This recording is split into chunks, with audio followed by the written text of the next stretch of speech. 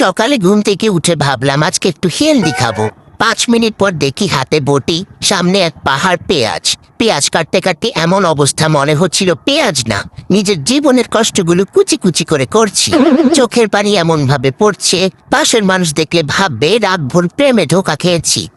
তারপর একটা স্টিলের বাটিতে দিলাম পেঁয়াজ, লবণ একটু না এমন দিলাম দেখে লবণও বলছে ভাই একটু আস্তে। তারপর গুঁড়া মরিচ ঢাললাম এমন ভাবে এই ডিমবাজি খেলে নাক দিয়ে পানি, চোখ দিয়ে পানি, সব একসাথে ফ্রি সার্ভিস। এরপর ডিম ভেঙে সবকিছু এমন ভাবে মিশালাম যেন মাসের শেষে বেতনের হিসাব মিলাচ্ছি। চললাম চুলার দিকে। আমাদের এখানে আবার গ্যাস লাইনের ঝামেলা, সিলিন্ডার চুলায় ভরসা। ছোটখাটো রান্নার আসল হিরো এই চুলোটাই।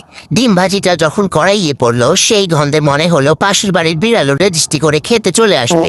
এই ঝাল ঝাল ডিম ভাজি দিয়ে সকালের ভাত শেষ। পেট বলছে আজকে তো রাজকীয় নাস্তা হলো। তারপর শুরু হলো দুপুরের রান্না। ছোট মাছের আলু দিয়ে ঝরঝরে চচ্চড়ি, এত সুন্দর গন্ধ, ক্যামেরা যদি গন্ধ রেকর্ড করতে পারতো আপনারা ভিডিও দেখে ভাবছে বসতেন।